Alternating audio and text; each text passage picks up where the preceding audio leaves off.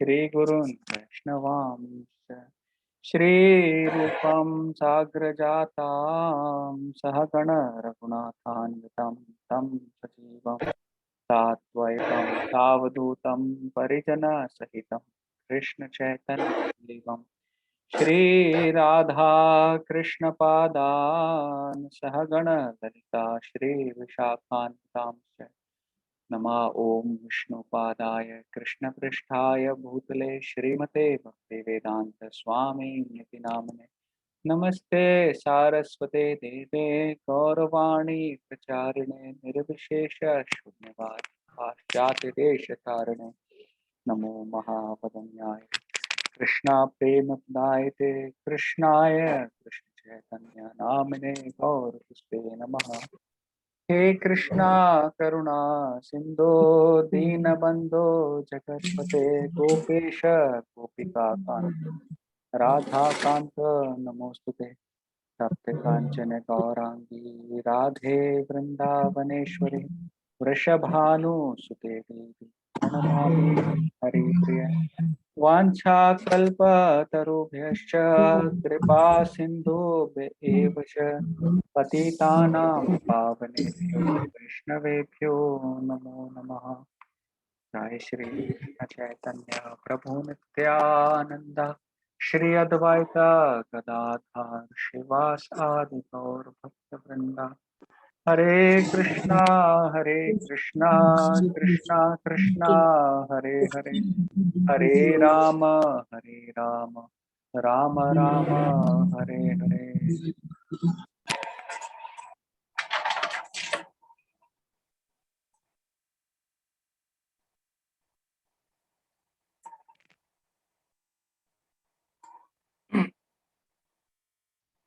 Hare Krishna. Hare Krishna. Thank you ममता माता जी, अनुराधा जी माता जी, सुशांतु मेरी मित्तल माता जी, ग्लोरिया इज ऑल्सो। हरे कृष्णा। प्रियंका माता जी, अपराजिता, राजेंद्र जी, संध्या माता, ममता माता जी, थैंक यू फॉर ज्वाइनिंग। तो अभी हम लास्ट वीक क्या डिस्कशन कर रहे थे, फटाफट 1-2 मिनट में हम लोग रिकैप लेंगे। और भगवत गीता के सेकेंड चैप्टर पे है। लास्ट टाइम हमने 20th श्लोक लिया था, 20th and 19th and 20th, right? तो 20 हो गया प्रभु जी। 20 हो चुका है। और कोई क्विक रिवीजन कराएगा क्या, हमने लास्ट टाइम क्या देखा, क्या किया? और आज कोई भी वीडियो में नहीं है। अगर आप कंफर्टेबल हैं तो you can switch on your video.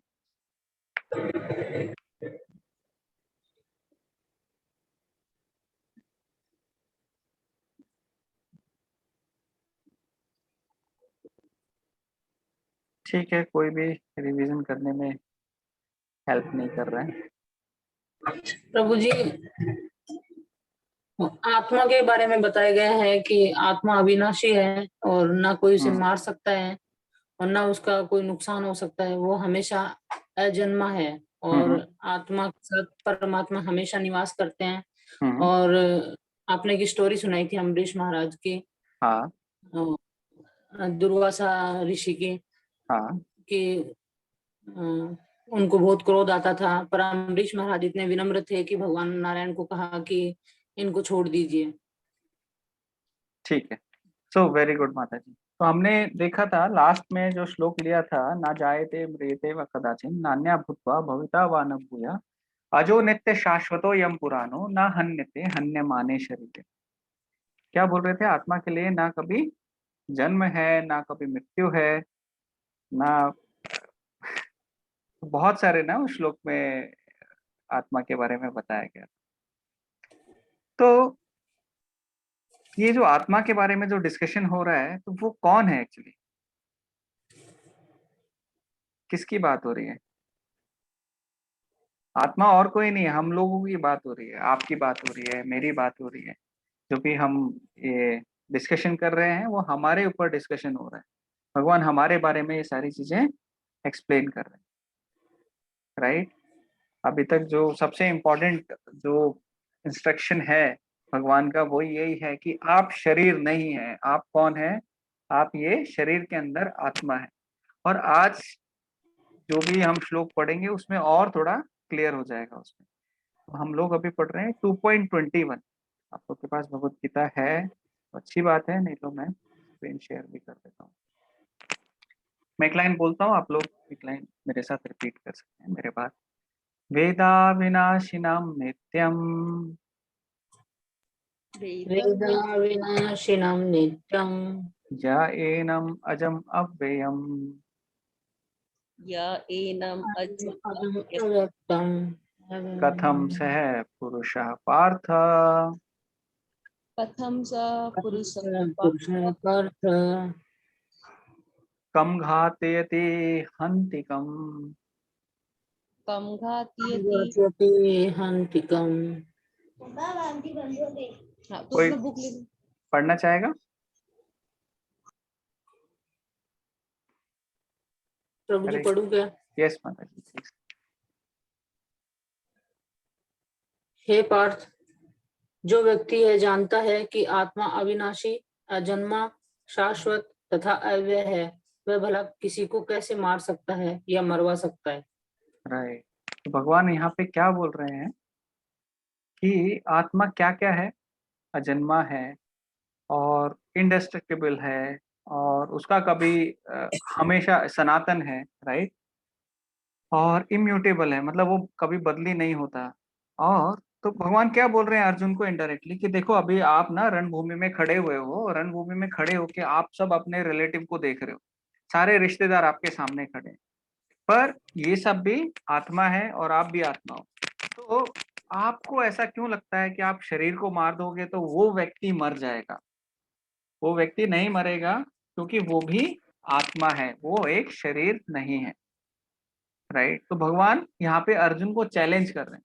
आप बोल रहे हो आपके रिलेटिव मर जाएंगे और मैं बोल रहा हूँ कि वो नहीं मरेंगे। तो आप बोल रहे हो, आप क्यों बोल रहे हो? क्योंकि आप उनको ये शरीर मानते हो, इसलिए आप ऐसी बातें कर रहे हो। पर मैं क्यों बोल रहा हूँ? क्योंकि वो सब एक आत्मा है।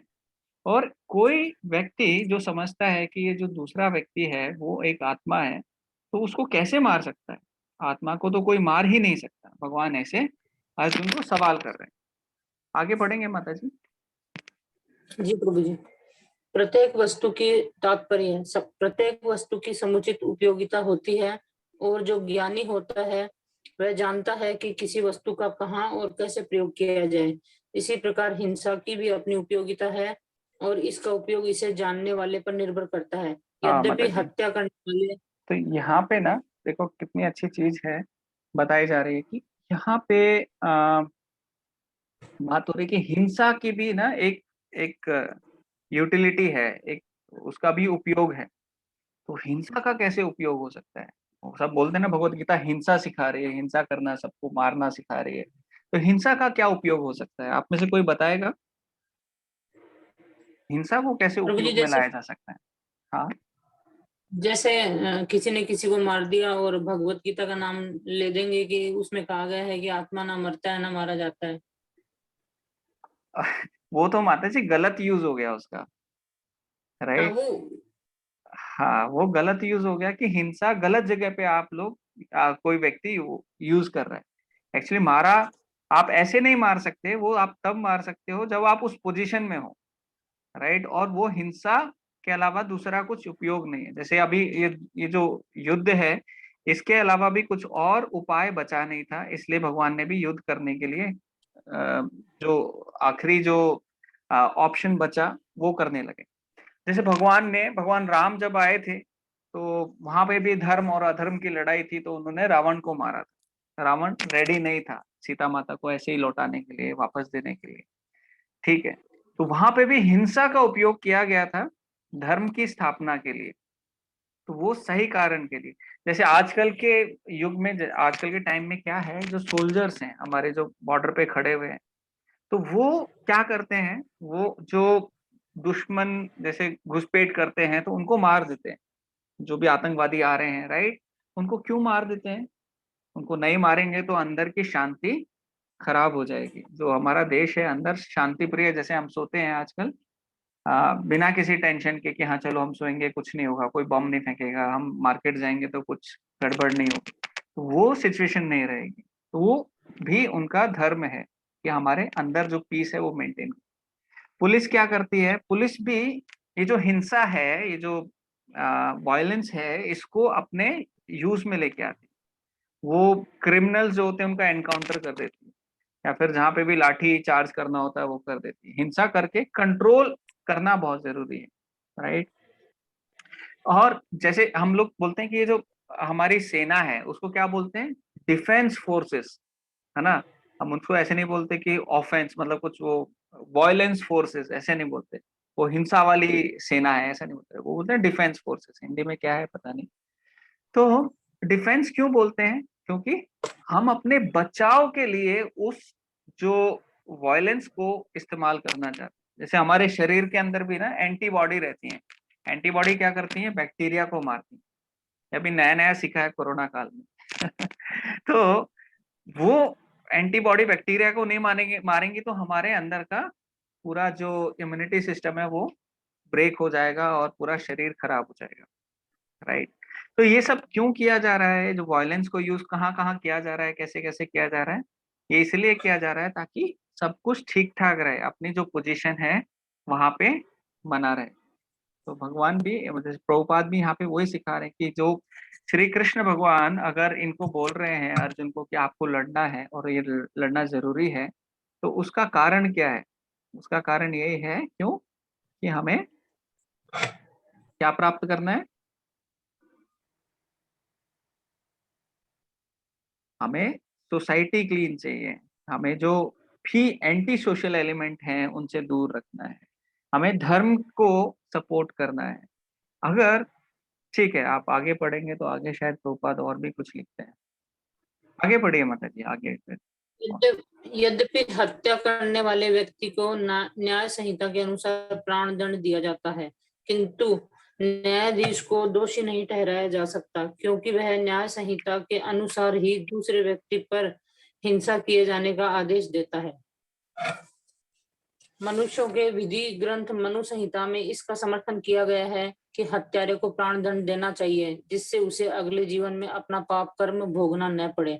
अतः राजा द्वारा हत्यारे को फांसी का दंड एक प्रकार से लाभप्रद है।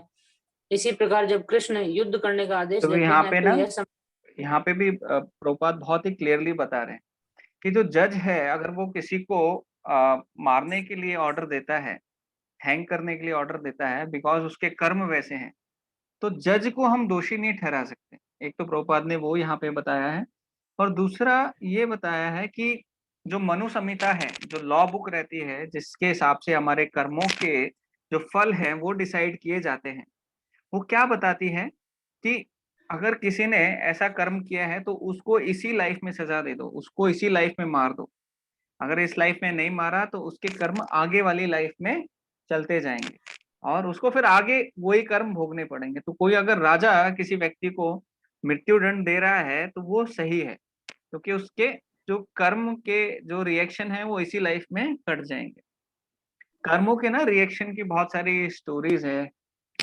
जैसे प्रभुपाद इसमें भी बताते हैं, जो पहला स्कंद है भागवतम का उसमें 13 चैप्टर में आता है कि जो यमराज थे वो विदुर कैसे बने। वो सुनिए आप लोगों ने स्टोरी। नहीं प्रभु जी। आज और कोई नहीं बोल रहा है, ठीक है। प्रभु जी। तो मंदुका ऋषि थे, नहीं मंदुका। प्रभु जी। हाँ, थैंक यू माता जी, हरे कृष्णा। संध्या माता जी बहुत दिनों के बाद आए हैं, पर प्रभु आए जी हैं। अविनाश प्रभु जी अभी हाँ वो बिजी है माता जी शायद कहीं ना, नहीं तो वो रेगुलरली आते हैं, हाँ वो जी काफी सिंसियर है। यस। तो जो विदुर की, जो यमराज की विदुर वाली कहानी आती है ना, उसमें बताते हैं तो एक ऋषि रहते हैं, मंदुका ऋषि। तो एक बार क्या होता है, बहुत सारे ना जो डकैत टाइप के लोग रहते हैं, जो क्या बोलेंगे उनको, डाकू रहते हैं, वो मंदुका ऋषि के आश्रम में आके छुप जाते हैं। अभी पीछे से राजा के सिपाही आ रहे होते हैं, भाग भाग के कि कहाँ है ये जो चोर लोग हैं, ये कहाँ है, ढूंढ रहे होते हैं डकैतों को। तो आके देखते हैं ये ऋषि के आश्रम में छुपे हुए हैं। ऋषि के आश्रम में तो क्या करते हैं, सबको बंदी बना लेते हैं और सबको लेके जाते हैं। और सब में कौन चला जाता है? मंदुका ऋषि भी चले जाते हैं, जो बहुत बड़े ऋषि रहते हैं। तो अभी क्या होता है, अभी उनको सामने फिर जैसे राजा तो अलग रहता है और उनकी जो सजा सुनाने वाला डिपार्टमेंट, जो सारे लॉ है वो सब अलग चल रहा होता है। तो वो लोग क्या करते हैं, बोले इन सबको मार दिया जाए। कैसे मार दिया जाए? भाला इनको ऐसे चुबा के, तो भाला जो रहता है उसको ऐसे करके उनको मार दिया जाए। तो जब ये सजा सुनाई गई, मंदुका ऋषि काफी ये हो गए कि अरे ऐसा क्यों हो रहा है मेरे साथ में। और धीरे धीरे ये न्यूज राजा के पास भी पहुंच गई। तो जैसे ही मंदुका ऋषि को मारने वाले थे, उसके पहले राजा ने ऑर्डर दे दिया, नहीं नहीं ये ऋषि हैं, इनको नहीं मारो। और राजा आए और उन्होंने क्षमा मांगी, देखो हमारे जो सेना है उनसे गलती हो गई और उन्होंने ऐसा आपको ये करने की कोशिश की। मंदुका ऋषि बड़े गुस्सा हो गए और वो उन्होंने क्या किया, तुरंत यमराज के पास गए। ये ऋषि लोग रहते थे थोड़ा ना एडवांस रहते थे, यमराज के पास भी जा सकते थे। हम लोग जाते हैं यमराज के पास तो वापस नहीं आते हैं, राइट। पर ऋषि लोग जाके आ सकते हैं।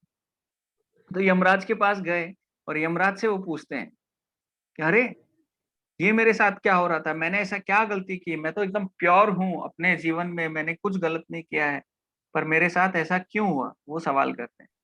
फिर यमराज अपनी नोटबुक निकालते हैं, चित्रगुप्त को बुलाते हैं, भाई क्या है इनका अकाउंट दिखाओ थोड़ा। तो वो देखते हैं नोटबुक में कि अरे आपने क्या ना, आप जब बहुत छोटे थे, बच्चे जैसे थे, तो आपने एक जो आ, कांटा जो रहता है वो एक चींटी के चींटी में ऐसे आप घुसा के उसको मार रहे थे, आपने ऐसे ऐसे किया था। तो मंदुका ऋषि और गुस्सा हो गए और उन्होंने क्या बोला, देखो ये जो बचपन की जो हरकत है, जो बाल्यपन में की गई थी, जो बिना किसी शास्त्र के जाने, बिना किसी इसके जाने, उसकी सजा तुम मुझे अभी दे रहे हो। तो मैं तुम्हें श्राप देता हूँ कि अब तुम्हें शूद्र बनकर जन्म लेना पड़ेगा। यमराज को ही श्राप दे दिया। एक्चुअली यमराज को भी थोड़ा छुट्टी चाहिए थी, और जब भगवान आ रहे थे लीला में, तो भगवान की लीला में वो भी पार्ट लेना चाह रहे थे। जैसे कृष्ण भगवान आ रहे थे तो सारे देवता सब लोग को भगवान ने बोला था कि जाओ मैं आने वाला हूँ और आप सब लोग भी कुछ ना कुछ बन जाओ, वहां पे जाके ब्रजवासी या कुछ ऐसा कुछ वैसा रोल आप ले लो। तो यमराज की भी बहुत इच्छा थी, तो उन्होंने भी ऐसे प्लान डिवाइस किया। तो यमराज को वो सजा मिली। तो यमराज बाद में विदुर बनते हैं, और फिर वो जो स्टोरी है बाकी महाभारत की वो आपको पता ही है। ठीक है माता जी, आगे पढ़ सकते हैं। अतः राजा द्वारा हत्यारे को फांसी का दंड एक प्रकार से लाभप्रद है। इसी प्रकार जब कृष्ण युद्ध करने का आदेश देते हैं तो यह समझना चाहिए कि यह हिंसा परम न्याय के लिए है, और इस तरह अर्जुन को इस आदेश का पालन यह समझकर करना चाहिए कि कृष्ण के लिए किया गया युद्ध हिंसा नहीं है, क्योंकि मनुष्य या दूसरे शब्दों में आत्मा को मारा नहीं जा सकता। अतः न्याय के हेतु तथाकथित हिंसा की अनुमति है। शल्य क्रिया का प्रयोजन रोगी को मारना नहीं अपितु उसको स्वस्थ बनाना है। अतः कृष्ण के आदेश पर अर्जुन द्वारा किया जाने वाला युद्ध पूरे ज्ञान के साथ हो रहा है, उसे पाप फल की संभावना नहीं है। श्रील प्रभुपाद यहाँ पे एक और एग्जांपल क्या दे रहे हैं कि जो सर्जिकल ऑपरेशन है, जैसे कोई कोई बीमार हो जाता है, उसका ऑपरेशन होता है, ऑपरेशन करके डॉक्टर का एम क्या रहता है, वो उसको ठीक करता है। तो डॉक्टर क्या करता है ऑपरेशन करने के लिए, वो चाकू से काटता है, चाकू से, जिससे भी पेट से पेट का अगर ऑपरेशन हो रहा है तो पेट को काट रहा है। और वहीं एक दूसरा व्यक्ति है जो डाकू है, लड़ रहा है, या कोई गुंडा है, तो और वो चाकू मारता है, और एक डॉक्टर चाकू मारता है। डॉक्टर भी पेट काट रहा है, वो भी पेट काट रहा है। दोनों में क्या फर्क है कि डॉक्टर को कोई भी सजा नहीं देगा, क्योंकि उनका काम क्या है, वो ठीक करने के लिए ये प्रक्रिया कर रहे हैं। पर वो गुंडे को पकड़ के एकदम जेल में डाल देंगे और सारी सजा सुना देंगे। तो कहने का मतलब क्या है, जो अर्जुन भगवान के ऑर्डर पे ये काम कर रहे हैं, तो उनको इस चीज का रिएक्शन नहीं आएगा। अर्जुन आप बिल्कुल मत डरो, आप ना आत्मा को मार रहे हो, आप आत्मा को मार ही नहीं सकते। और अगर शरीर भी मार रहे हो, द्रोणाचार्य का, भीष्म पितामह का, शैल्य का, और जितने भी लोग हैं, दुर्योधन है, तो जितने भी लोग हैं उनको अगर आप मार रहे हो, तो उनको आप कुछ बुरा नहीं कर रहे हो। और बुरा नहीं कर रहे हो, ये अगले श्लोक में बताया गया है कैसे बुरा नहीं करते, क्या हो रहा है उनके साथ। तो हम श्लोक नंबर 2.22 रिसाइट करेंगे। ये भी बहुत अच्छा श्लोक है, आप लोग को याद करना चाहिए। 2.13 किसी ने याद किया क्या? मैंने बोला था 13 भी अच्छा है, 14 भी अच्छा है।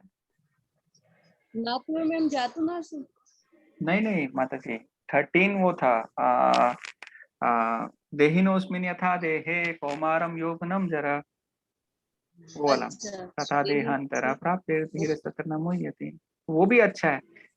हाँ पर और अब एक्चुअली 2-3 श्लोका जाते 13-12 ऐसे करके अच्छा अच्छा, नहीं बहुत अच्छा है माता जी।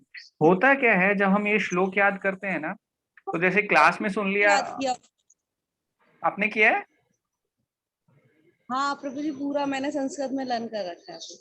वेरी नाइस माता जी। तो इनसे क्या हाँ, होता अब है जैसे, हाँ यस माता जी। हम लोग डेली रिपीट पढ़ते हैं। मैं और मेरा बेटा है वो 9 इयर्स का है, तो हम दोनों ने याद किया हुआ है। अब 9th भी कर रहे हैं, हम लोग दोनों 9th को याद कर रहे हैं। अच्छा वेरी गुड माता जी, ये तो मतलब आप लोग बहुत ही वेरी एडवांस हो। गुड। और डेली भगवत गीता पढ़ना और ये पढ़ना, उसके तो बहुत ही अलग अलग महत्व बताए गए हैं। एक व्यक्ति थे जो किसी बीमारी के कारण ना उनकी पूरी याददाश्त चली गई थी, पूरी याददाश्त चली गई थी। पर उनकी हैबिट क्या थी, वो पूरा भगवत गीता डेली पढ़ते थे। डेली एक एक चैप्टर पढ़ेंगे या 2 चैप्टर पढ़ेंगे और ऐसे करेंगे। तो उनको क्या था, अभी सब कुछ भूल गए कि मैं कौन हूँ, ये कौन है मेरे रिलेशन वाले, और कुछ भी याद नहीं है। पर उनको संस्कृत के जो भगवत गीता के श्लोक थे वो याद थे। वो कुछ भी बात ऐसे बैठे रहते थे तो संस्कृत के श्लोक ऐसे ऐसे बोलते रहते थे। फिर उनके घर वालों ने क्या किया, उनके साथ बैठकर वो श्लोक पढ़ने लगे और धीरे धीरे करके 4-6 महीने में वो पूरी तरह उनको सारी मेमोरी वापस आ गई। ये तो मटेरियल बेनिफिट है। स्पिरिचुअल बेनिफिट भी इसके बहुत सारे हैं। ठीक है, तो बहुत अच्छा है माता जी आप पढ़ रहे हैं। मैं बाकी सबको भी एनकरेज करूंगा एटलीस्ट जो इम्पोर्टेंट श्लोका हैं वो हम सब याद करें। जैसे 2.22 है, ये भी काफी अच्छा है। होता क्या है जब हम ये श्लोक पढ़ते हैं ना, ये श्लोक याद करते हैं, तो उससे हमारी जो हमारे माइंड में, जैसे अगर आप बॉलीवुड का कुछ गाना सुनोगे तो वो माइंड में चला जाता है, बैकग्राउंड में कभी चलता है, राइट। ऐसे ही ये बैकग्राउंड में कभी चला जाएगा, तो हमें बार बार रिमाइंड करने की जरूरत नहीं है कि आप आत्मा हो या शरीर हो या क्या हो, राइट। आपको अपने आप ही ये पता चलता रहेगा, क्योंकि ये श्लोक आपके मन में आता रहेगा। और बहुत सिंपल है। ठीक है, हम लोग रिपीट करते हैं। आप लोग मेरे साथ, मेरे बाद में रिपीट कर सकते हैं। वासांसि जीर्णानि यथा विहाय वासांसि जीर्णानि यथा विहाय नवानि गृह्णाति नरोपराणि नवानि गृह्णाति गृह्णाति नरो नरोपराणि तथा शरीराणि विहाय जीर्णानि तथा शरीराणि विहाय विहाय जीर्ण अन्यानि संयाति नवानि देहि। अन्यानि संयाति नवानि तो बहुत ही, इससे ज्यादा सिंपल भगवान नहीं कर सकते किसी के साथ। हरे कृष्णा।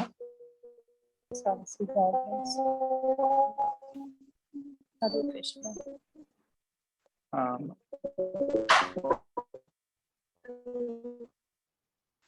एक सेकेंड। हाँ, तो इससे सिंपल भगवान नहीं कर सकते। कोई पढ़ना चाहेगा इसका अर्थ क्या है? ममता माता जी ने तो पढ़ लिया है, और कोई पढ़ेगा?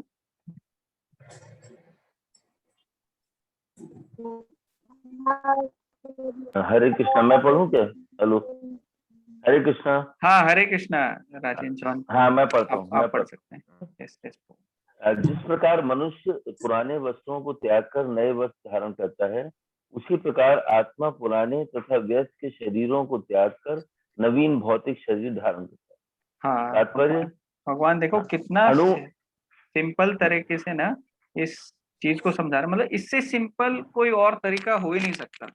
और ये हमेशा के लिए एप्लीकेबल रहेगा। मतलब पहले भी लोग कपड़े पहनते थे और बदलते थे, चेंज करते थे, राइट। अभी फ्यूचर में भी करेंगे, अभी भी करेंगे। और जैसे पुराने कपड़े छोड़ दिए और नए कपड़े पहन लिए, इतना सिंपल होता है। हमारे यहाँ पे है क्या कोई बच्चा? हाँ, राम है। तो देखो अभी ना एक छोटी सी एक्टिविटी करेंगे। राम यहाँ पे है। राम, कृष्णा पर हरे कृष्णा। आप दिखते रहे हो पर थोड़े रुक रुक के दिख रहे हो। देखो राम ने एक टी शर्ट पहनी है, हम राम को बोलेंगे राम ये टी शर्ट चेंज करके नई टी शर्ट पहनो। आप पहनोगे राम? देखो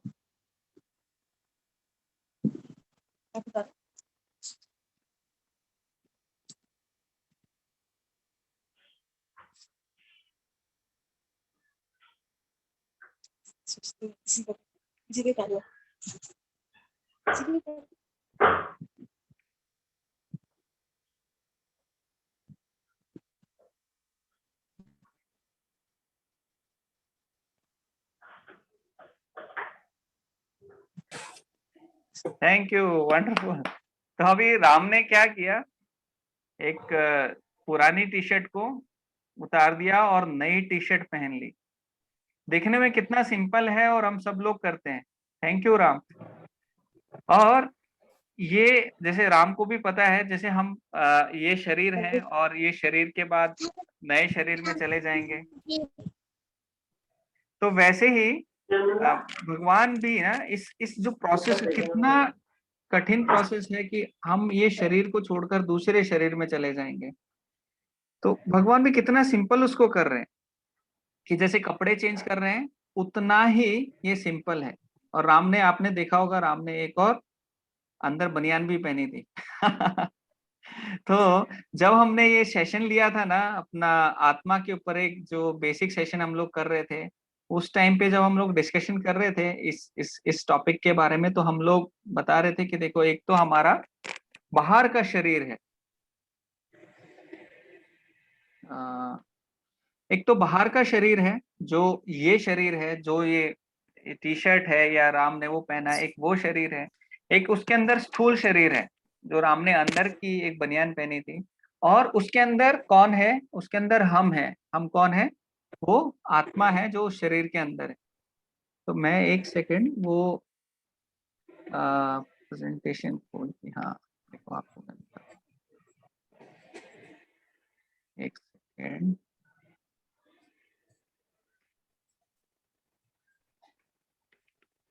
भगवान इससे सिंपल नहीं कर सकते।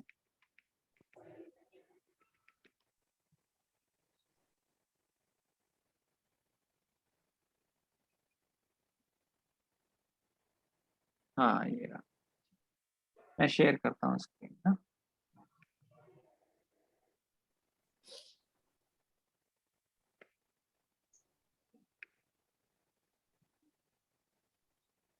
आपको दिख रही है? थोड़ा ना हैंग हो रहा है मेरे पास। ये है हमारी ग्रॉस बॉडी जो बाहर सबको दिखती है, राइट। ये किससे बनी हुई है? पंच महाभूत से, अर्थ, वाटर, फायर, एयर, ईथर। उसके अंदर एक ग्रॉस और सटल बॉडी, जो राम ने वो एक अंदर बनियान पहनी थी। सटल बॉडी किस चीज की बनी हुई है? मन, बुद्धि और अहंकार। तो देखो मन है, बुद्धि है, अहंकार है। अगर हमारा मन खराब है, बुद्धि खराब है, तो हमारा हमको जो बाहर दिखेगा वो भी सब दुनिया खराब ही दिखेगी, राइट। हम अपने मन की आंखों से सब कुछ देखते हैं, ना कि हम अपने आंखों से देखते हैं। मन का जो एक फिल्ट्रेशन आ जाता है ना, जैसे ग्रीन जेलेटिन पेपर लगा दिया तो ग्रीन सब कुछ दिखेगा, लाल चश्मा पहन लिया तो लाल सब कुछ दिखेगा। वैसे ही मन जैसा है और बुद्धि जैसी है वैसे हमको आगे दिखेगा। और सोल जो हम लोग हैं, तो अगर मन साफ नहीं है तो क्या होगा? हमें सब कुछ गड़बड़ दिखेगी। तो हम बोलते हैं भैया आत्मा तो सच्चित आनंद है, फिर हमें इतना सब गड़बड़ क्यों दिख रहे हैं? क्योंकि, और भगवान जैसे बोलते हैं ना हमें वापस जाना है। जैसे ये शरीर में ये श्लोका में क्या बोल रहे हैं? अगर जैसे पुराने कपड़े छोड़ के नए कपड़े पहन लिए, ऐसा हो जाता है। तो ऐसा क्यों है? हम, इसका कोई एक्सेप्शन है क्या? हम ये इससे बचकर वापस भगवान के धाम जा सकते हैं? बोला हाँ, इसका भी एक्सेप्शन है। अगर हम भक्ति करते हैं, तो भक्ति कर रहे हैं तो उसमें क्या हो रहा है? एक तो हमारा मन शुद्ध हो रहा है, मन भगवान के कार्यों में लग रहा है, हम अपनी बुद्धि को भगवान के कार्यों में लगा रहे हैं। और हमारा जो ईगो है, ईगो क्या है? मैं ये शरीर हूँ, मैं मैनेजर हूँ, मैं ऐसा हूँ, मैं वैसा हूँ। वो सारी चीजें हैं ना, वो मैंने जो अपने मन में बैठा के रखी हैं, और इस शरीर को इतना डेकोरेट करके मैं सब कुछ कर रहा हूँ। तो वो भी अगर क्लीन हो जाएगी, और क्लीन होके असली जो पोजीशन क्या है उसकी, कि मैं भगवान का एक सर्वेंट हूँ। गोपी भर्तुर पद कमलयोर दास दास दासानुदास। तो वो अगर हमारी सिचुएशन आ जाएगी, हम समझ जाएंगे नहीं, हम ये सब कुछ नहीं है, हम ये आत्मा है और हम भगवान के सेवक हैं। तो ये अगर क्लैरिटी माइंड में भी वो क्लैरिटी आ गई, तो हमें कुछ टेंशन उसके बाद में नहीं है, कुछ इश्यू नहीं है। अभी जब भगवान यहाँ पे बोल रहे हैं giving of the old and useless one, अरे पुराने, अगर मेरा एक फ्रेंड है, उसको मैंने नया कुर्ता गिफ्ट किया, तो वो बहुत खुश था। खुश क्यों था? नया नया ड्रेस मिल गया, नया, किसी का बर्थडे होता है उसको नया ड्रेस मिलता है, सब कुछ मिलता है, तो नया चीज लेके व्यक्ति खुश होता है ना। वैसे ही भगवान यहाँ पे बोल रहे हैं कि आप जो ओल्ड और यूजलेस है, जो काम के नहीं है, उसको आप छोड़ देते हो और नई चीज को आप अपना लेते हो। तो यहाँ पे भगवान अर्जुन को क्या बोल रहे हैं? अर्जुन देखो, आप इनको मार कर इनको नया शरीर देने वाले हो, ऐसा नहीं कि आप उनको ये कर दो, क्योंकि आत्मा कभी मरती नहीं है। और जैसे आजकल ना हम सब लोग क्या बोलते हैं कि वो आ, चले गए, है ना। जब कोई व्यक्ति चला जाता है तो उनको बोलते हैं वो चले गए, उनका देहांतर हो गया, देह का अंत हो गया, राइट। और देह छोड़ के चले गए, देहांत हो गया, देह का अंत हो गया उनका, वो खुद खुद का अंत नहीं हुआ है, राइट। जब लोग ये बोलते हैं ना कि भाई वो खत्म हो गए, एक्चुअली खत्म हो गए ये बहुत ही गलत धारणा है। कोई खत्म नहीं होता। जैसे हम, मेरी भी दादी थी, उनकी मृत्यु हुई, तो अभी हम समझते हैं हाँ देखो वो एक आत्मा थी, वो इस शरीर को छोड़कर दूसरे शरीर में चली गई। और भगवान के लिए बोलना बहुत आसान है, क्योंकि जितना हम लोग कम इस शरीर से अटैच है ना, उतनी आसानी से हम इस शरीर को छोड़ सकते हैं। जितना ज्यादा अटैच्ड है उतना मुश्किल होता है। 10,000 बिच्छू के काटने के बराबर हमें पेन होता है, क्योंकि हमारे अटैचमेंट उतने सारे हैं इस शरीर के साथ में। तो जितने अटैचमेंट कम करेंगे, कम कैसे करेंगे? इस दुनिया में रहेंगे तो अटैचमेंट कभी कम हो ही नहीं सकते। तो कैसे कम होंगे? जब हम अटैचमेंट कृष्णा से बढ़ाएंगे, भगवान से बढ़ाएंगे। तो भगवान की जब हम माला करते हैं, हरे कृष्ण महामंत्र का जाप करते हैं, भगवत गीता पढ़ते हैं, जैसे आप लोग सब लोग कर रहे हो, तो ये सारे जो जो भी प्रोसेस हैं ये कर रहे हो, ये फॉलो कर रहे हो, तब हम आ, इस दुनिया की चीजों से डिटैच हो जाते हैं और भगवान कृष्ण से अटैच हो जाते हैं, तब ही पॉसिबल है। अदरवाइज हम चाहे कि डिटैच हो जाए, तो डिटैच हो पाना बड़ा मुश्किल है। और भी काफी सारी चीजें हैं, पर अभी इसको पढ़ लेते हैं आगे। किसी को कुछ क्वेश्चन रहेगा तो आप लोग बीच में भी पूछ सकते हो, कुछ ये नहीं है। यस राजेंद्र गुरु जी, आप पढ़ सकते हाँ, तात्पर्य अणु अणु आत्मा द्वारा शरीर का परिवर्तन एक स्वीकृत तथ्य है। आधुनिक विज्ञानी जन तक जो आत्मा के अस्तित्व पर विश्वास नहीं करते, पर साथ ही हृदय से शक्ति साधन की व्याख्या भी नहीं कर पाते, उन परिवर्तनों को स्वीकार करने को बाध्य हैं। जो बाल्यकाल से पौमरावस्था और फिर तरुणावस्था तक वृद्धावस्था में होते हुए रहते हैं, वृद्धावस्था से यही परिवर्तन दूसरे शरीर में स्थानांतरित हो जाता है। इसकी व्याख्या एक पिछले श्लोक में 2.13 में की जा चुकी है। अणु आत्मा का दूसरे शरीर में स्थानांतरण परमात्मा की कृपा से संभव हो पाता है। परमात्मा अणु आत्मा की इच्छाओं की पूर्ति उसी तरह करते हैं जिस प्रकार एक मित्र दूसरे की इच्छा पूर्ति करता है। मुंडक तथा श्वेताश्वतर उपनिषदों में आत्मा तथा परमात्मा की उपमा दो मित्र पक्षियों से दी गई है जो एक ही वृक्ष पर बैठे हैं। इनमें से एक पक्षी अणु आत्मा वृक्ष के फल को खा रहा है और दूसरा पक्षी कृष्ण अपने मित्र को देख रहा है। यद्यपि दोनों पक्षी समान गुण वाले हैं, किंतु इनमें से एक भौतिक वृक्ष के फलों पर मोहित है, किंतु दूसरा अपने मित्र के कार्यकलापों का साक्षी मात्र है। कृष्ण साक्षी पक्षी हैं और अर्जुन फल भोक्ता पक्षी। यद्यपि दोनों मित्र सखा हैं, किंतु फिर भी एक स्वामी है और दूसरा सेवक है। अणु आत्मा द्वारा इस संबंध की विस्मृति ही उसके एक वृक्ष से दूसरे पर जाने या एक शरीर से दूसरे में जाने का कारण है।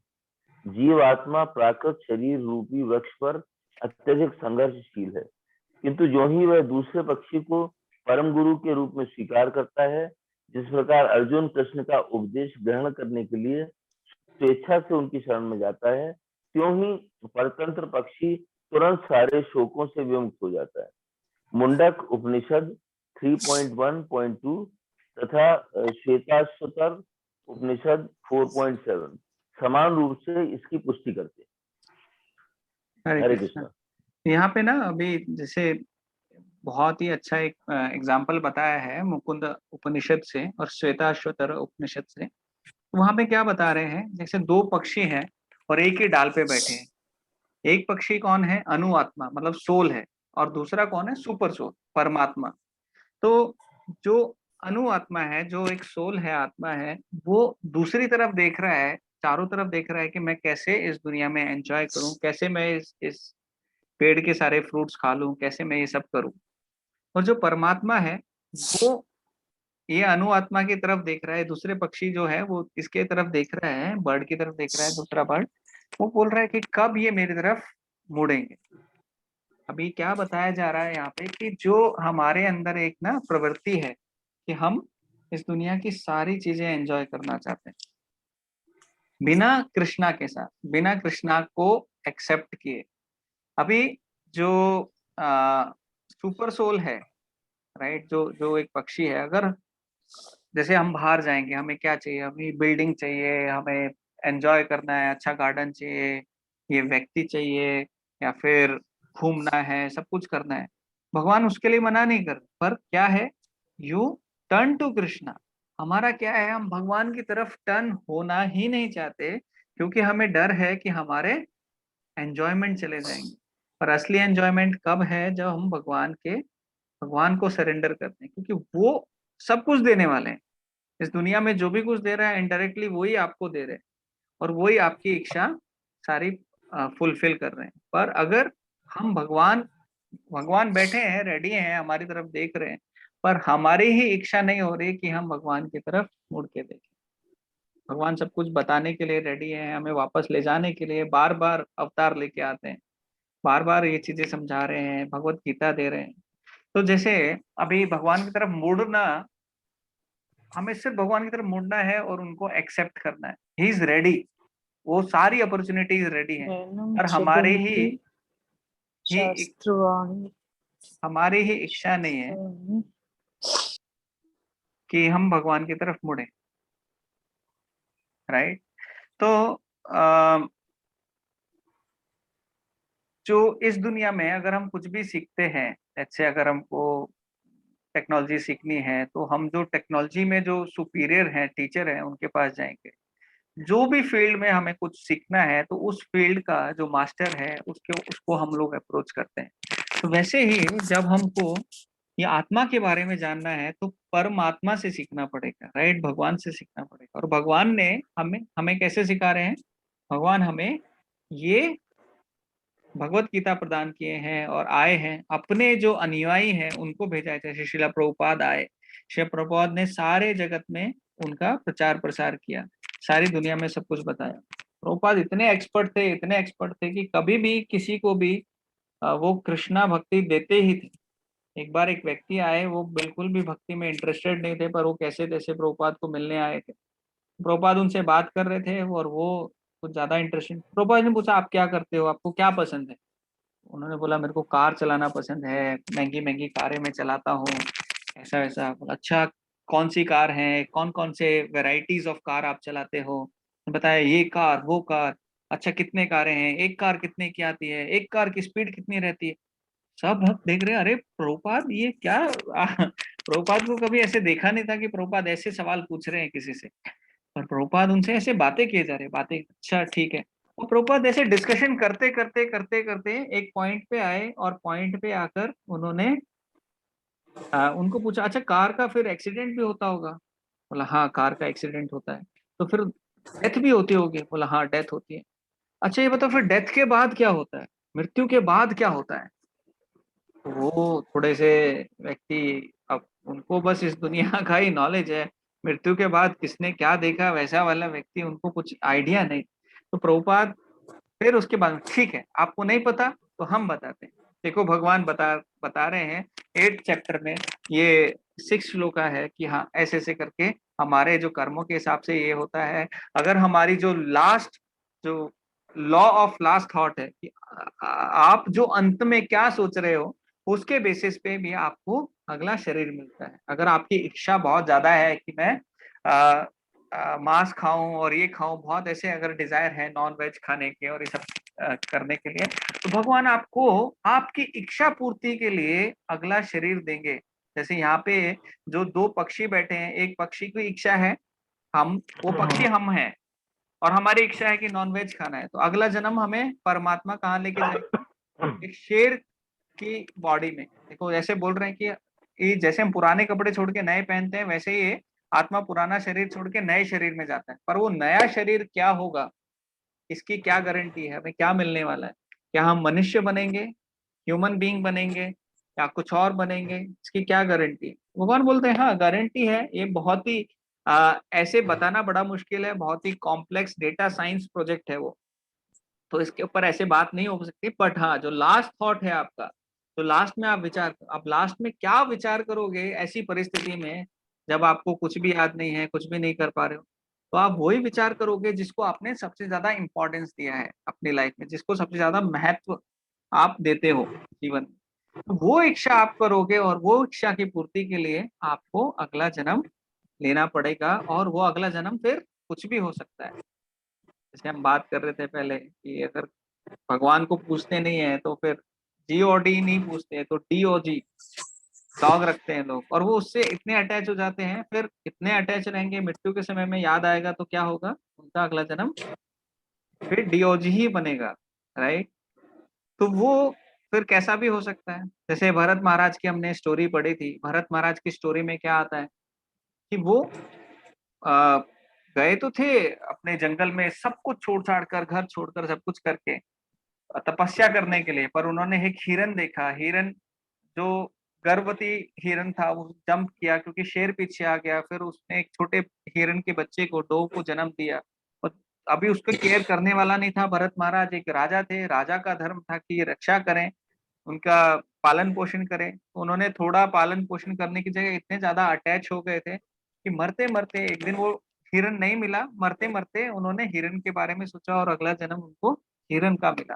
तो ऐसी हमारी गारंटी नहीं है कि हमें अगला जन्म क्या मिलेगा, पर एक्सेप्शन है।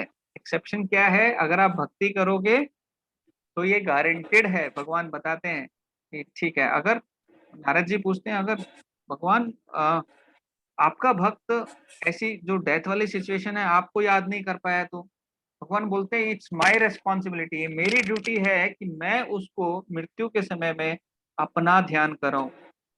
तो देखिए भगवान कितनी कितनी ये चैलेंजेस। हमें क्या करना है, हमें सिर्फ भक्ति करनी है। भक्ति के लिए थोड़ा सा हमको थोड़ा सीरियस होना है। सीरियस होना है मतलब हम जो माला कर रहे हैं उसमें थोड़ा और ध्यान लगाना है, प्रार्थना पूर्वक करनी है। भगवत गीता जैसे आप पढ़ रहे हो, ये सारी चीजें हैं, ये सब भक्ति का पार्ट है।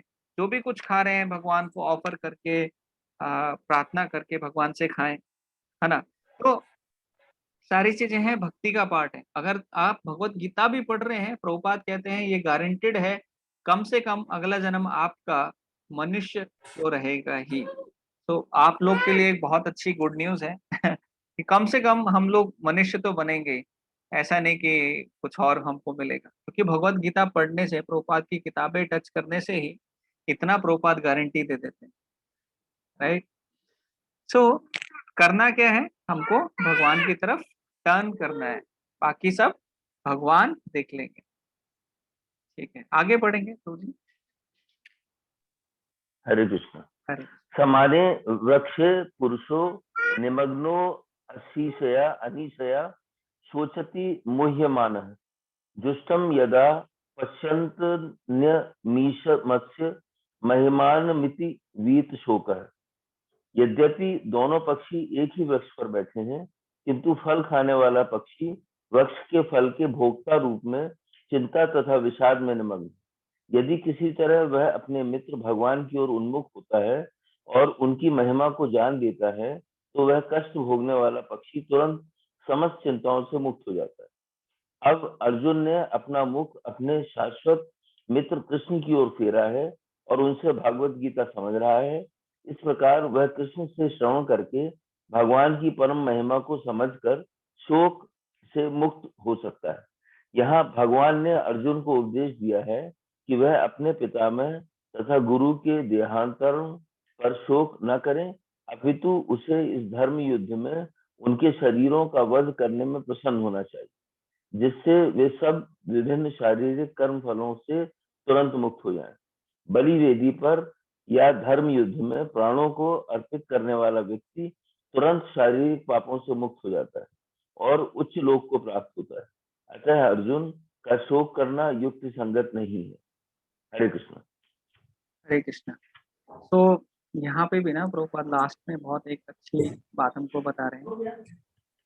ये बात वही है जो हम लोग अभी डिस्कशन कर रहे थे कि उनको मारने से उनके सारे रिएक्शंस हैं, जितने भी रिएक्शंस हैं वो उनसे बच जाएंगे। तो प्रभुपाद ने दो चीजें दी हैं। एक तो जो सेक्रिफिशियल ऑल्टर है, उसको जो यज्ञ वाला जो रहता है उसमें, या फिर जब हम अपना कर्तव्य करते हुए अपने बैटल फील्ड जो युद्ध में मृत्यु होती है तो उनका सारे पापों से मुक्ति हो जाती है और हायर जो स्टेटस है वहां पे उनको जीवन मिलता है। तो अर्जुन को यहाँ पर घबराने की जरूरत नहीं है।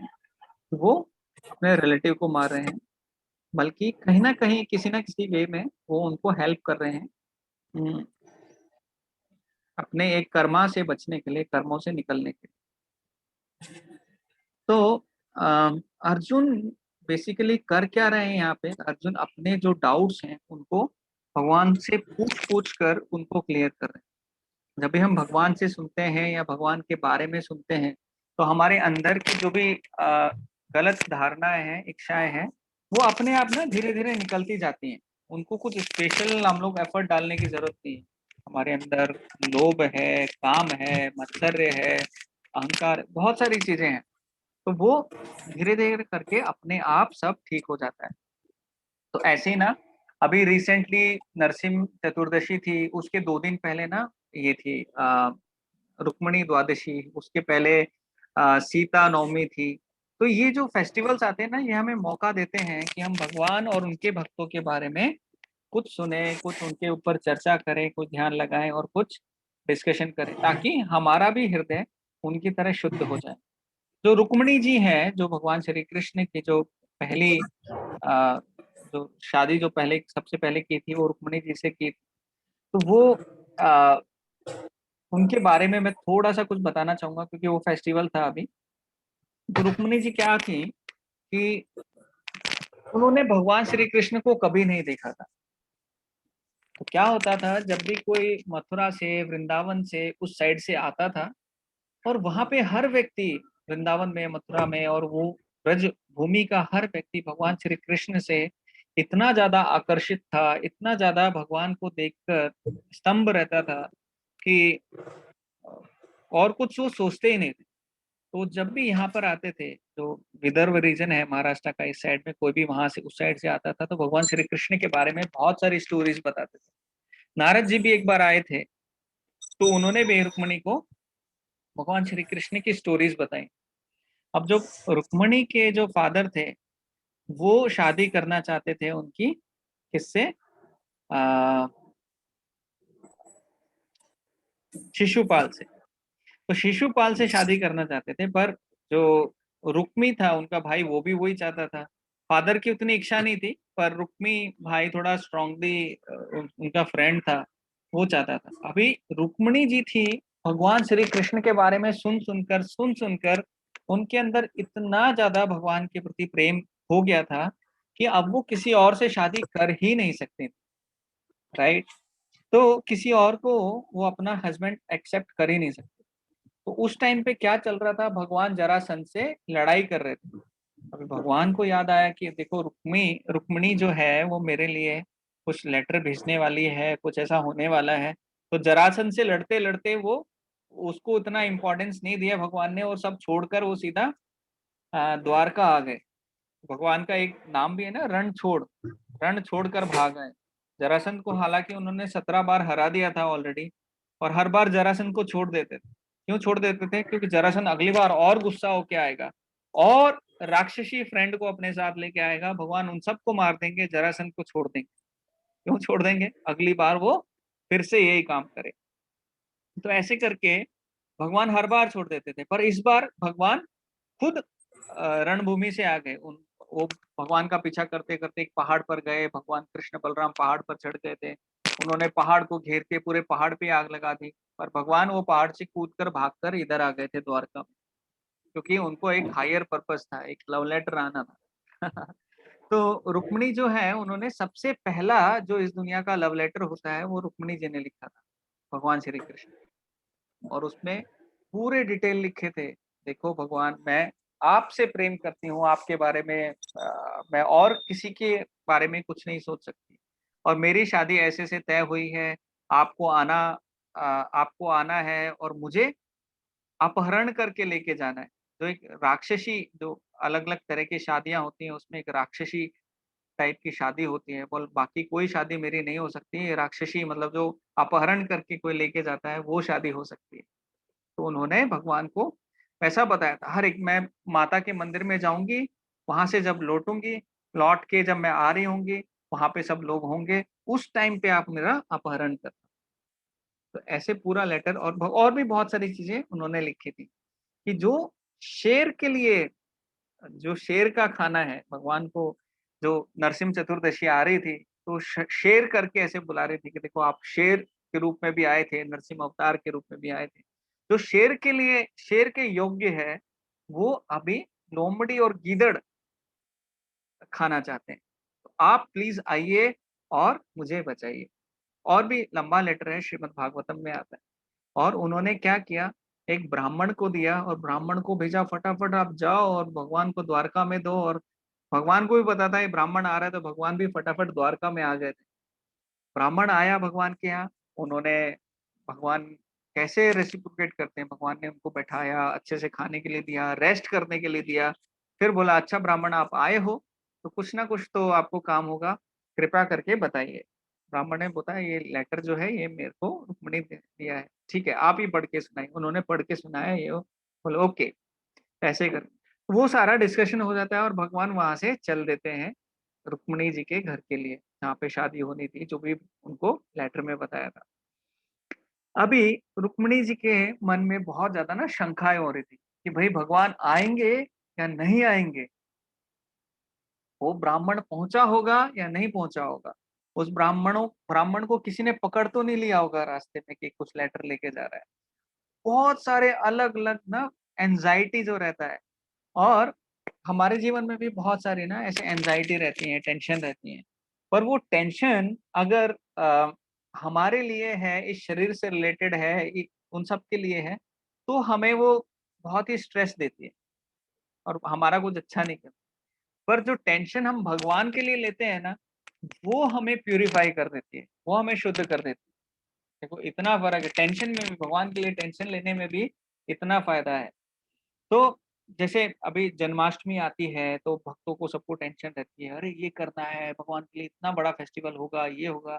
बहुत सारे फेस्टिवल होते हैं, ये करेंगे वो करेंगे, बहुत सारे ना प्रोग्राम्स रहते हैं भक्तों के। तो अलग अलग उस टाइप की भी टेंशन रहती है, फंड कलेक्शन करना है, और इतने सारे स्टॉल लगेंगे, ऐसे लोग आएंगे, फिर टेंट कब से लगेगा, भगवान के इनविटेशन कैसे कैसे जाएंगे।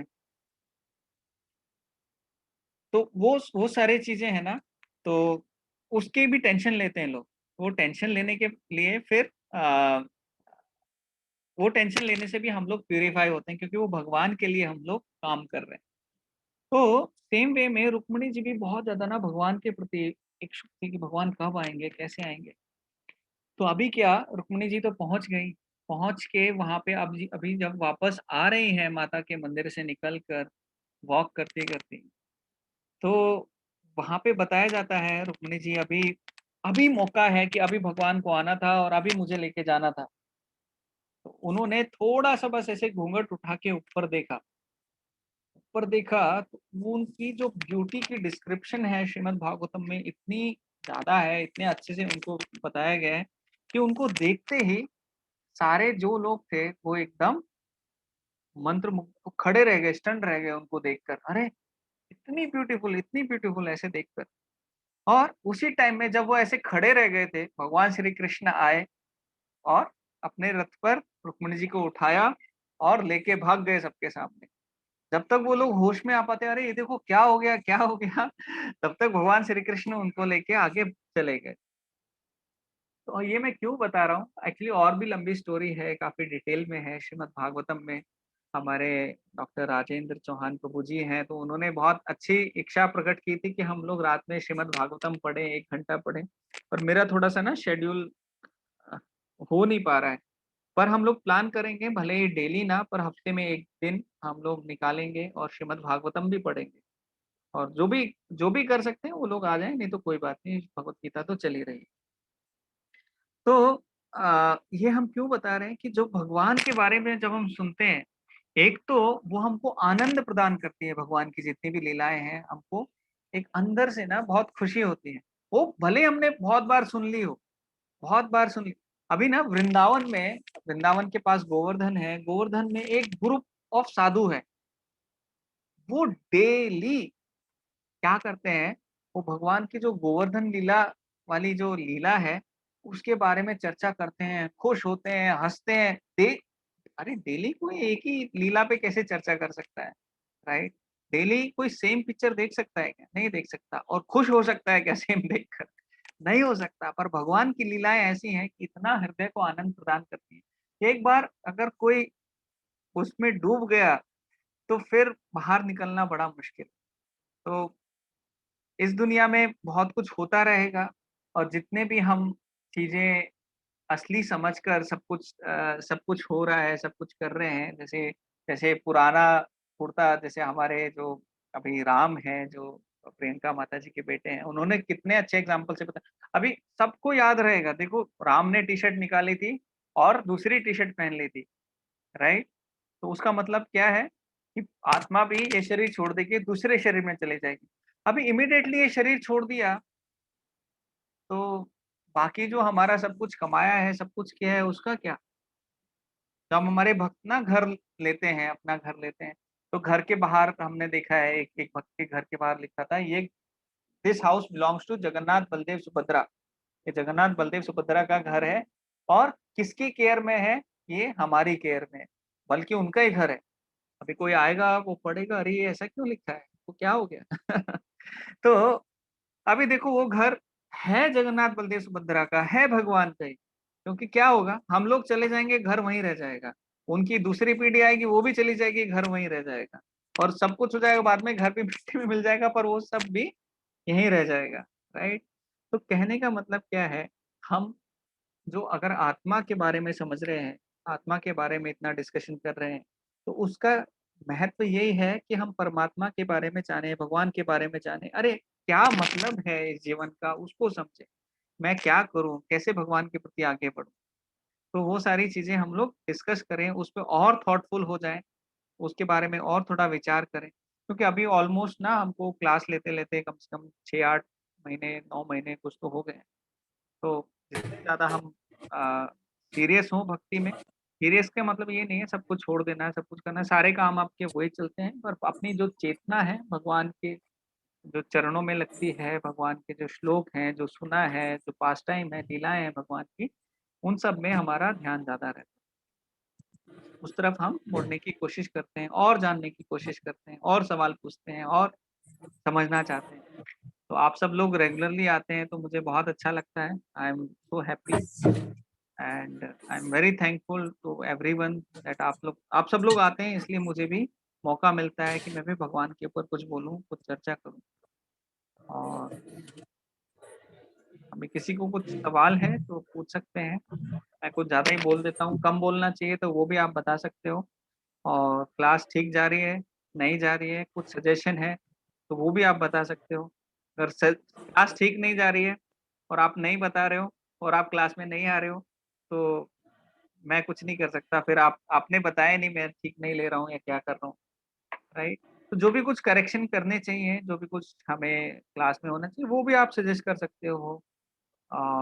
थोड़ा स्पीड बढ़ानी है, फास्ट भागना है और चैप्टर समझने हैं, कुछ भी आप लो। एक छोटी-सी फैमिली है हमारी, ये जो क्लास है। आप इसमें जो भी आपके पॉइंट्स हैं ओपनली फ्रीली आप सब लोग बता सकते हैं। प्रभु जी, हरे कृष्ण, यस माता जी। प्रभु जी, जब तक आप भागवतम की क्लास नहीं लेते, अगर राजेंद्र प्रभु जी को चाहिए तो गौर लीला प्रभु जी क्लास शेयर करूं क्या? हाँ, हाँ माता जी, शेयर कर सकते हैं, जो भी इंटरेस्टेड हैं, तो वो आ सकते हैं। हाँ प्रभु जी, गौर लीला प्रभु जी क्लास डेली 8 to 9 होती है, तो डेली आता है वो, अगर वो इंटरेस्टेड हैं तो। हाँ, डेली शाम को 8 से 9 बजे ना। अच्छा है माता जी, शेयर कर सकते हैं, जो भी डिवोटी इंटरेस्टेड हैं, वो जॉइन कर सकते हैं, अच्छा रहेगा। जी तो जो भी हमें हाँ, भगवान आपने की तरफ लेके जाएगा ना, वो अच्छा है। यस प्रभु जी। हाँ हाँ, आप उसको शेयर कर दीजिएगा और जब भी मौका मिलेगा हम उसको ज्वाइन करके सुन सकते हैं। जी जी प्रभु जी। 800। हाँ जी, थैंक यू।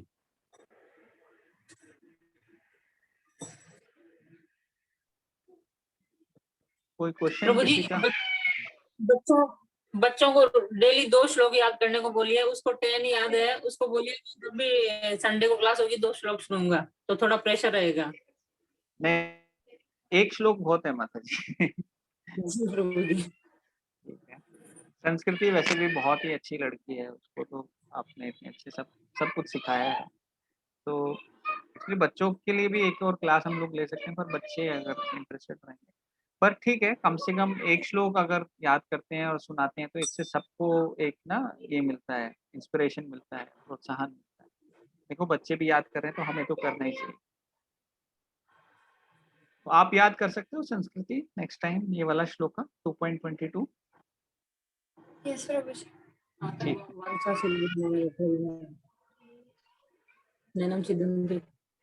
ठीक है, अभी किसी का कुछ हरे सवाल कृष्णा नहीं है? प्रभु जी। हाँ, हरे कृष्ण।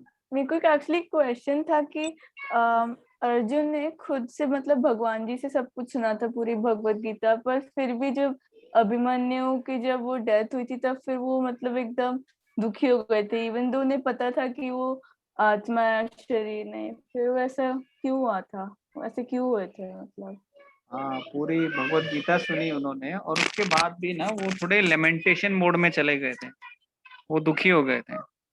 उसके भी ना रीजंस है माता जी, मतलब ऐसा नहीं है कि जो भगवत गीता हम पढ़ रहे हैं तो वो हमें एकदम मटेरियल लेवल पे ऐसा बना देगी कि एकदम ना हार्ड हर्टेड, कि यार हमारा कोई रिलेटिव गया है और हमारा उसके प्रति कोई रिएक्शन ही नहीं आ रहा है। आप समझ रहे हो? तो जैसे कोई कोई हमारा रिलेटिव है, कोई हमारा प्यारा है, अभी मेरे एक फ्रेंड भी चले गए बहुत रिसेंटली, मैंने आपको बताया था। तो वो चले गए और मेरा कोई रिएक्शन ही नहीं है, हाँ चले गए, वो आत्मा थी, वो चले गए, पर एक्चुअली उनका जो जाने का, एक सेपरेशन का, एक फ्रेंडशिप का जो एक मेरे को मेरे साथ ये रहता था आदान प्रदान, तो वो तो मैं बहुत ज्यादा मिस करूंगा ना। वो चले गए, उन्होंने भक्ति किया, उनके लिए बहुत अच्छा है, पर मुझे तो वो मिस होगी। और एज ए ह्यूमन बीइंग ना हम लोग अटैच होते हैं, हम लोग बोल रहे हैं ठीक है अभी हम भक्ति कर रहे हैं, पर भगवान ये भी सिखा रहे हैं कि हमें, जैसे अर्जुन है वो अटैच हुए, पर ऐसा नहीं कि वो अभिमन्यु की मृत्यु के बाद उन्होंने वॉर ही छोड़ दिया, लड़ना ही बंद कर दिया, नहीं अब नहीं हो पाएगा। नहीं, वो अपनी ड्यूटी कंटिन्यू करते गए, उन्होंने वॉर किया और अभिमन्यु की मृत्यु के बाद से और ज्यादा वो एनर्जी के साथ उन्होंने फाइट की। तो ऐसा नहीं है कि हम, जो भगवत गीता का मेन एम है कि हमें, ठीक है वो नॉलेज हमें होनी चाहिए, साथ में हम लोग अपनी ड्यूटी से ना हटें।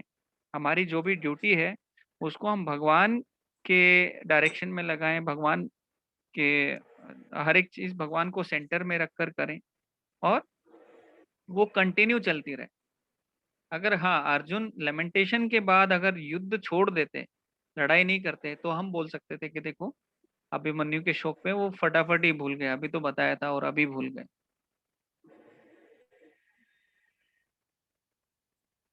ठीक है ओके माता प्रभु जी, जी, ठीक है थैंक आपका। यू। ओके। जी प्रभु जी।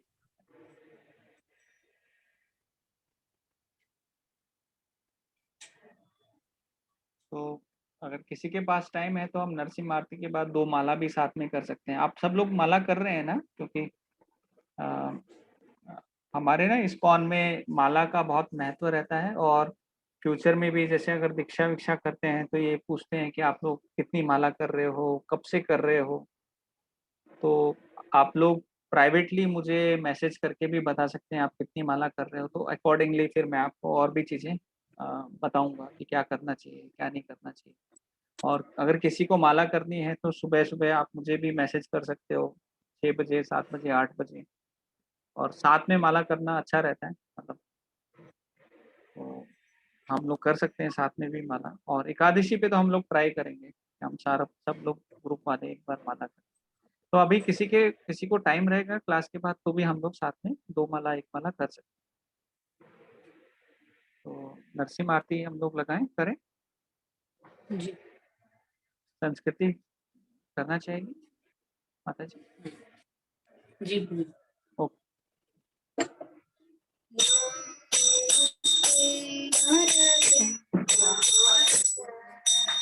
नमस्ते नरसिम्हाया,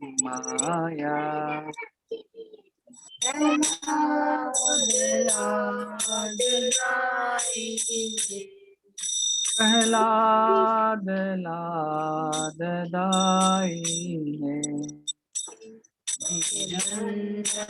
काशीपूर्वक्षः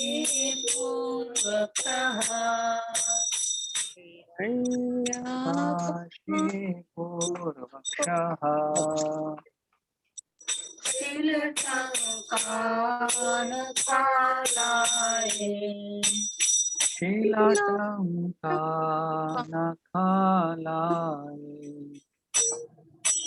तो नरसिम्हा परतो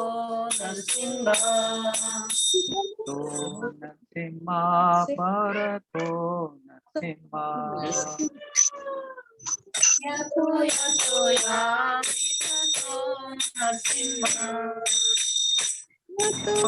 यामि ततो नरसिम्हा,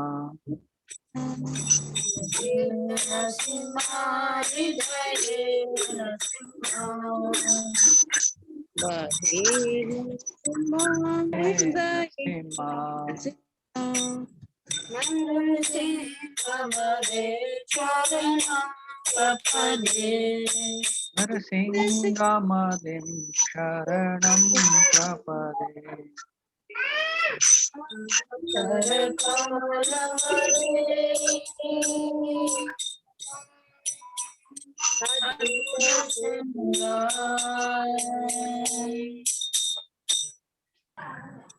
अवकर कमल नाथा, अद्भुत श्रृंगार,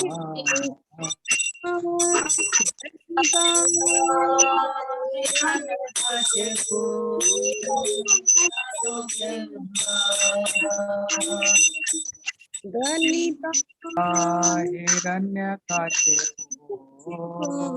तनु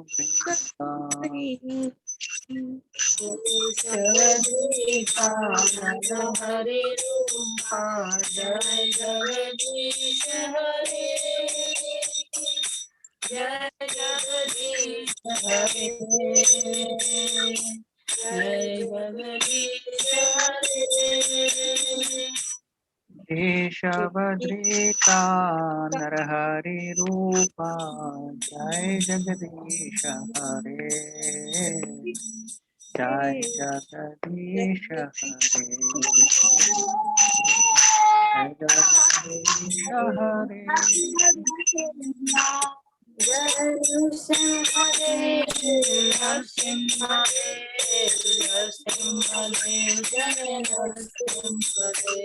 जय नरसिम्हादेव जय नरसिम्हादेव जय नरसिम्हादेव जय नरसिम्हादेव।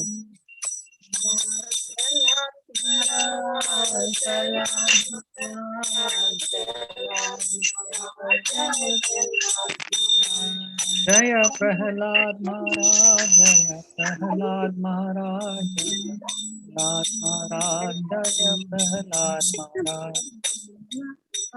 जय